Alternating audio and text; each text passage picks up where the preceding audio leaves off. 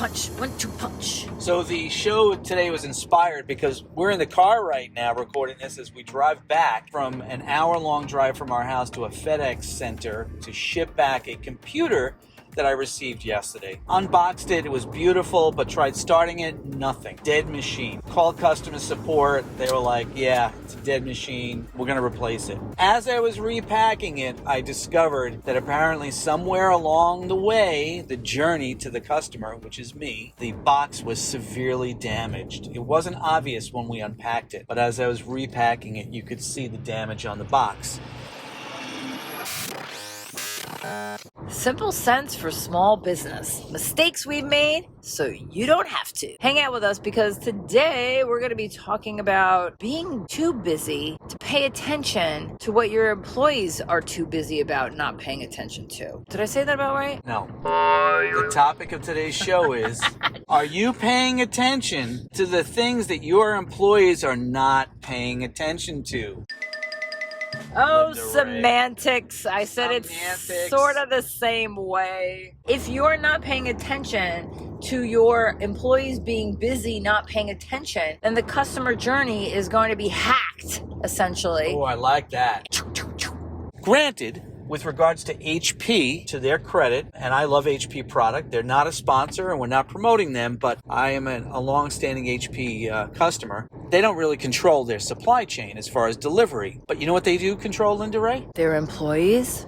And you know what their employees could do? Have better quality control measures? On what aspect? Delivery and fulfillment? If the fulfillment is out of your hands because it's gone to a FedEx warehouse or a USPS warehouse or UPS, you don't really control that. But you know what you control?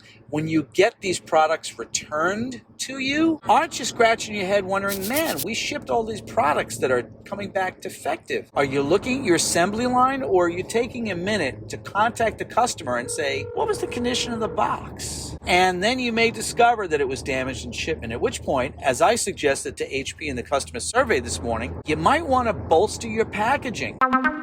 Having systems and strategizing with certain milestones or benchmarks with customer satisfaction on deliverables and fulfillment of said products or services. It's one thing if you're the business owner and in your brain you have a vision of executing on delivering your product or service. But if you've scaled your business and you have to hire people and then you have to delegate, then control is relinquished in some capacity. You have to actually spend the time to train so that the employee is as passionate in the culture and the purpose of the business and the satisfaction of the business as you are. And I want to give you an example of one time this attorney who specialized in franchising. She shared a story about this one particular restaurant that wanted to be a franchise, but maybe they didn't cut it. I don't know the whole story in that regard, but they did try to mimic this franchise and have a store or a restaurant that was similar in its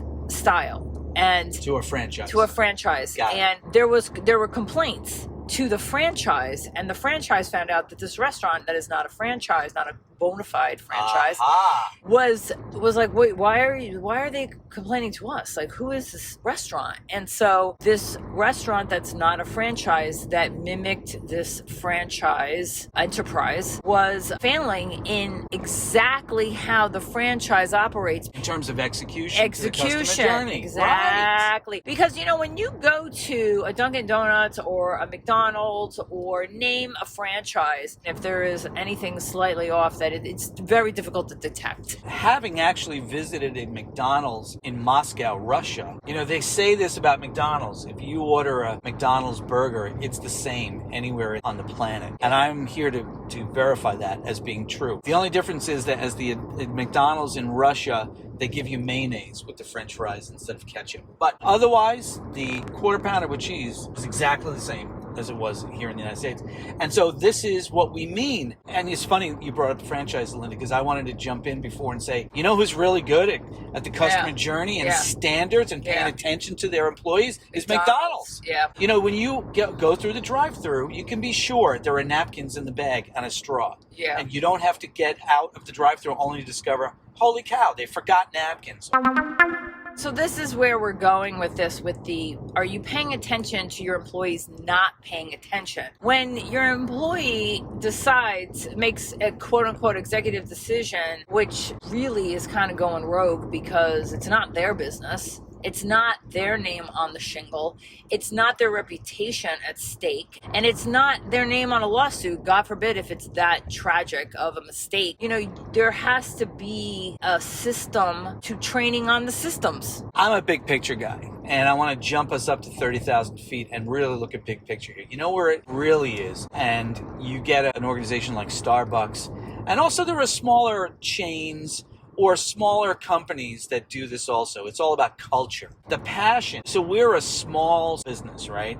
It's Linda and myself, and until last week, one person to assist us with file control, and we brought another person on. I had a quick 10, 15-minute phone conference meeting with those two folks yesterday, where we reviewed some procedures and some changes that we're proposing and stuff.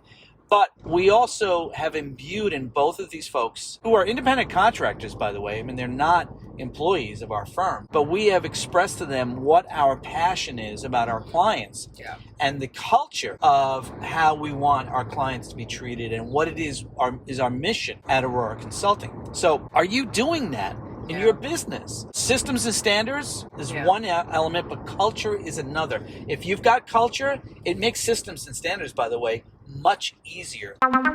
Let's just talk about culture. What do you mean when we're talking about culture? Because it's one thing when you have a procedure manual. It's like, okay, it's cut and dry, black and white, in, out, on, off, up, down, and it's very clear. But when you're talking about culture, that's like a very abstract, touchy-feely, warm and fuzzy kind of word when it comes to business.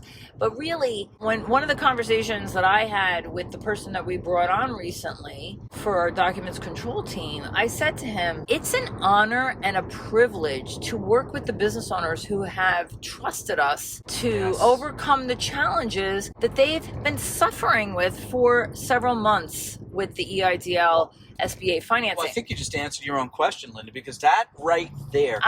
I was asking the question to define it, for I know what it means. So I know, but coming from the owner of the company to a person who is now going to support the company, for that person to hear your passion. Yes. And how many of you out there listening to this today are doing that? Right. Do you take the time to do that? Well, even in our procedure manuals, the first page is about our brand, voice, and tone as a way to introduce how we want to represent ourselves. Besides the fact of the passion with the honor and privilege, there's also how are you representing in a tone and a voice in your branding and your social media and your marketing and all the things and your communications. Do we learn from hiccups, oversights, errors, mistakes? Yes, of course. We're human, we're flawed. Why not take in advance the worst case scenarios that you can imagine? If you've been in business a long time, you know along the way where something could go wrong with a client. Well, you built this business yourself, and you know all of the ins and outs. Right. So the question is, that's why the topic of today's show is, are you paying attention to what your employees are not paying attention? They have not experienced the same learning curve that you had as you built this business. So it is completely your responsibility to inculcate in them. You like that word, by the way? I love it. I love that word too. The culture and your systems and standards. You know what? I love that you used that with regard to better than anyone. And this is why it's even more important. If you were doing this alone, if you sole propped it when you started, you know what could go wrong because you can't do it all by yourself. That's why you're hiring someone. Bingo. So you know what can go wrong. So why not take that experience of screwing up in the beginning because you were trying to do it on your own, but maybe you were trying to save money, maybe you were on a learning curve yourself, so it takes time. But why not learn from what you did wrong when you were on your own before you hired, and then take that and train? Our inspiration for today's show, as I said, was about returning a computer and how it was damaged in transit, which, HP, that built the computer and sold it to me, isn't necessarily responsible for, but, they are responsible for their own customer feedback and potentially improving their packaging. But we've had two other experiences this year with other items we've purchased. One was a coffee maker that we purchased, and that was clearly, as we unpacked, a repack. We're okay with the idea of a repack. That's fine. Except what happened was, as we repacked it, unpacked it, and attempted to use it, we discovered that the little arm inside the machine that swivels and it pours the water actually into the basket where the coffee grinds are. Whoever was the previous person that owned it and returned it to the store, they broke that arm. The person at the store apparently didn't check. Never checked. Yeah, That's what we mean. And then, and not only that, but the box was it was like a fifth grader had packed this box back up for realsies. Well, on the outside, I mean, they used some fake security tape and everything. That's what we mean by employees. And so the other experience we had this year was that Linda purchased a guitar for me for my birthday. And the guitar shows up scratched. It's supposed to be a brand new guitar out of the box. Remember, the washing machine came, and then the people that were dispatched to install it, they couldn't do it. They dropped the ball on it. Anyway, we can go on and on and on, so let's not. But those are our experiences just in this year that have inspired us to say to you, because it is happening, folks. Yeah. It's happening. And you know what? Go ahead, read all the reviews you want. You got great reviews, good for you. But you know what? If your customers are unhappy, what they're most likely going to do, they're not going to write a review. They're going to vote with their feet, and you will never hear from them again. And guess what that means? You have to spend more money and more time and effort to go find more customers. So you decide. Do you want to pay attention to what your employees are not paying attention to and take care of your customers and build your business that way? Or do you want to keep trying to be an employee yourself and have to go out and look for new customers every day? I'll take whatever the first one was, which is pay attention to how your employees are paying attention. Are you too busy to see that your employees think they're too busy? One of the things that at Aurora Consulting we've also tried to do is to reduce the busy and increase efficiency by assisting in implementing automation strategies. So there's that too. So anyway. So Wealth and Hellness segment of today's show, I think we may have just covered it, because it comes down to the money and time that you spend to find clients, to find customers. Or to fix problems that might have been circumvented. Or to lose customers because they're unhappy. All right. I'm Linda Ray. And I'm Trevor. She's still Linda Ray. And we try to share with you some insights so you can have fun in your business. Fun. And not make mistakes the way we made mistakes. Oh, yeah. There you go. Till next time.